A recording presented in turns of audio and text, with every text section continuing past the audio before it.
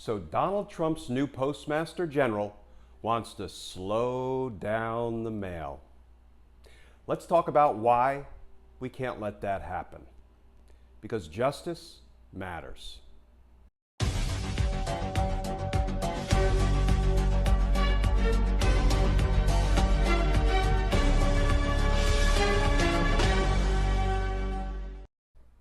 Hey all, Glenn Kirshner here.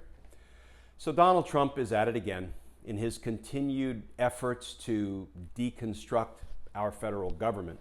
You know, he appoints people like Betsy DeVos as Secretary of Education, and she goes about trying to destroy our public education system.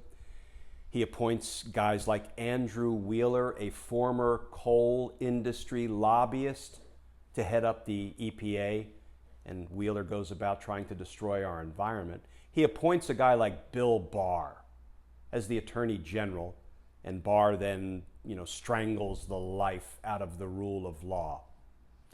And now Donald Trump gives us Postmaster General Louis DeJoy. What are his qualifications to serve as Postmaster General?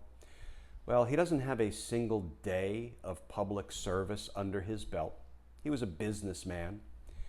He was a businessman who donated $2 million in recent years to various Republican committees.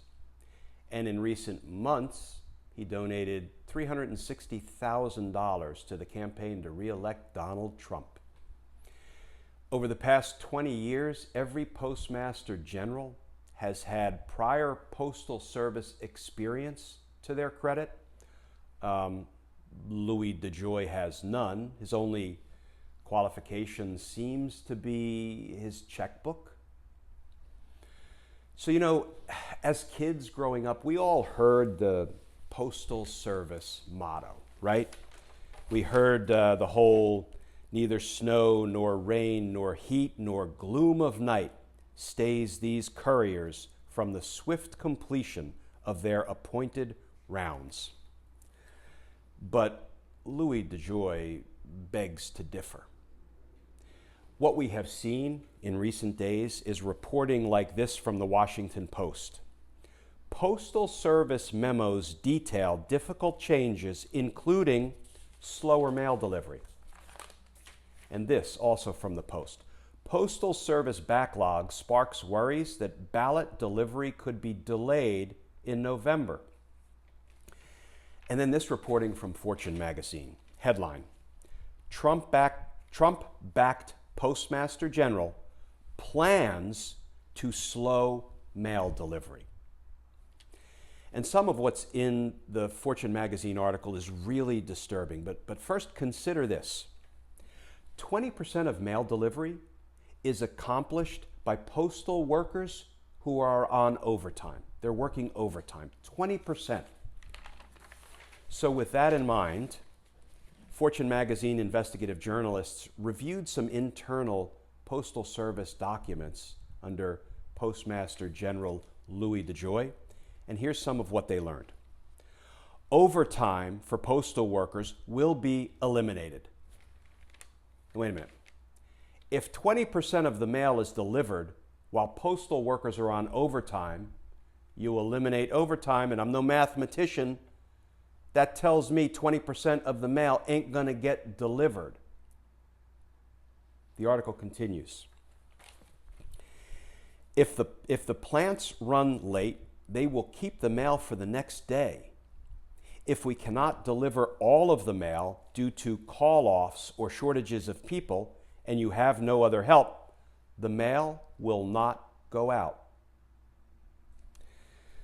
One aspect of these changes that may be difficult for employees is that temporarily we may see mail left behind, or mail left on the workroom floor or on the docks, which is not typical. These are internal memos under the new Postmaster General. And he suggests it may be difficult for employees if they can't get all the mail out on time. It would be difficult for the employees because they take their job seriously to deliver all of the mail every day on time. You know who else it's going to be difficult for if DeJoy implements these mail slowdowns? The American people, who count on the mail to get their checks, their bills, their medicine, because a good bit of medicine is delivered via the Postal Service. It really seems like, this guy's motto for the post office could be something like, neither snow nor rain nor heat nor gloom of night will stop me from interfering in the upcoming election. Because let's be clear, that is what he is intending to do. This is another part of Donald Trump's big con to undermine confidence in the upcoming election. So the question is, at this point, what can we do about it? The question is always, what can we do about it?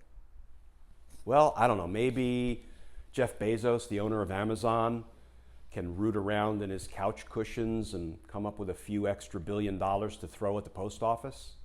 I mean, the Postal Service delivers many of Amazon's packages, right? Jeff Bezos has a financial interest in keeping the Postal Service up and running. Of course, I don't pretend that's going to happen. So what do we have? We have Congress. How many opportunities have been lost over the past few years by Congress declining to bring executive branch officials in to testify in their effort to perform oversight and expose Trump administration crimes and abuses and corruption? So Congress generally starts with a very strongly worded letter saying, we need this information from the executive branch to perform our oversight responsibilities. Those, letters are promptly ignored. And then sometimes they will invite Trump administration officials in to testify, and those invitations go unanswered. And then occasionally Congress will even subpoena a Trump administration official to try to perform their oversight responsibilities. And often the Trump administration officials, upon instructions from Donald Trump, just kind of contemptuously thumb their nose at those congressional subpoenas. They ignore them. They laugh at them. Is it time, Congress, is it time to issue a subpoena to somebody like the Postmaster General, who we see is intending to interfere in the upcoming election by slowing the mail? Issuing a lawful subpoena for congressional testimony to Louis DeJoy. And if he doesn't comply, you use your inherent power of contempt, your lawful power of inherent contempt, to haul him in. You send the sergeant at arms out to place him under arrest, bring him to Congress, and compel him to testify. It's funny because we've been involved in litigating the enforceability of the Don McGahn subpoena. We've been involved in that litigation forever, it seems, a year and a half or more, and there's no end in sight, right? That litigation will continue well beyond the upcoming election. And as a result, we never heard from Don McGahn, who had important information about the obstruction of justice felony offenses committed by Donald Trump. That was an opportunity lost. So what do we have now? Well, what we have is another strongly worded letter from Congress. And here it is, issued a couple of days ago, issued to Louis DeJoy, Postmaster General. And it says things like, we're concerned about the questionable changes that you're instituting and the negative impact it's having on the delivery of the mail, and how it's essential that the post office not slow the mail, and how you're failing to provide Congress with relevant information, and how we hear mail is going undelivered on workroom floors and on docks, and you're eliminating overtime, et cetera, et cetera. So they ask for a prompt answer by tomorrow of all these questions. They're demanding information. They're demanding answers. Or else, well, Thank you for your attention to these matters. And when he doesn't provide that information, will Congress issue him a subpoena? And if he doesn't comply with a subpoena, will they use their lawful power of inherent contempt? Can I make a plea, Congress? Can you do it for us? Can you do it for the American people? Because if we don't, then they will succeed again. And this time, it will be to the detriment of our free and fair presidential election. You know, I'm really concerned that if we're not careful, we're going to look back in November, we're going to look back in January, and we're going to see that the end of our republic looks like one long trail of sternly worded letters from Congress. But that's not our fate. That's not our fate. Because America's better than that. You know, America is good. Sometimes it's great, but America is good. And we are going to wrestle this monster to the ground one way or another.